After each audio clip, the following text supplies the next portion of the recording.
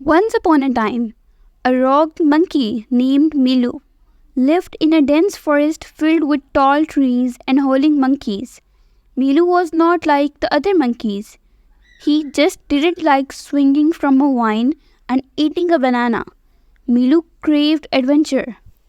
One sunny afternoon, while exploring a part of the forest he had never seen before, Milu made a strange discovery. A half burnt wooden box with a damaged mouth and missing knobs that Milu could not, didn't translate the repair. Curiosity welled up inside him. Milu dug across his chest, his little hands kneading dirt. Milu opened his chest with a triumphant scream. But instead of sparkling gems or piles of gold as Milu expected, the chest was empty. Disappointment washed over him. All that effort for nothing? Suddenly, a metallic gleam caught his eye. Hidden in the corner of the box was a small fold of leather. Milu, surprisingly good at reading for a monkey, carefully opened the letter. It was a treasure map. The map was old and dusty, but Milu could see the winding road marked with an X. Could this be a real treasure?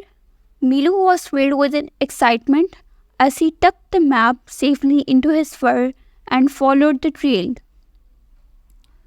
The journey was long and dangerous. Milu had to swing through crocodile-infested rivers, climb slippery rocks, and dodge desperate bears.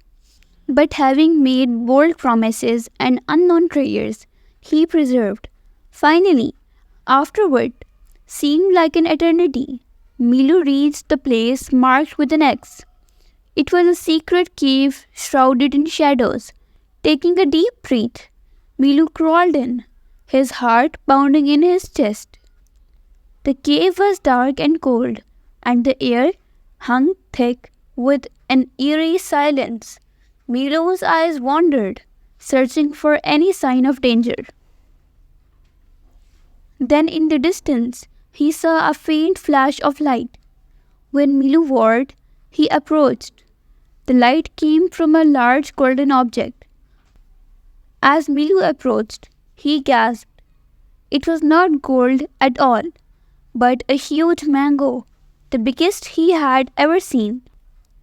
It waved a soft golden light and filled the cave with its scent. Milu had never tried mango before, and this seemed totally irresistible. He spread his temporary legs, but then let go. Could this be a trap?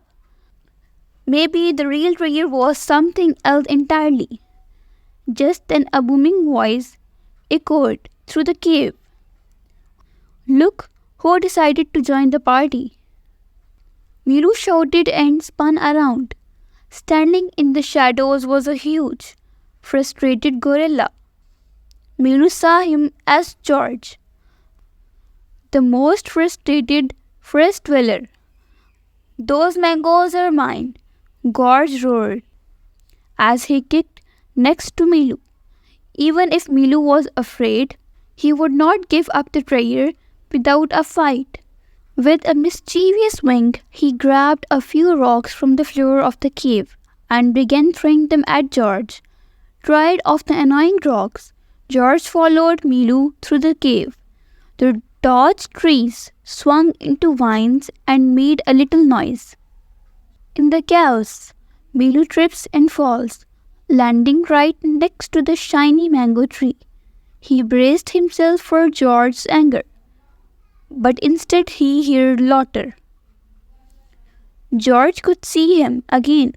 He was staring at the mango, a wide grin spreading across his face. You know, murmured George, that does look like a big pretty mango. Milu, surprised by the change in tone, hesitantly nodded. Together, the unlikely pair sat down and enjoyed the most delicious mango they had ever tasted.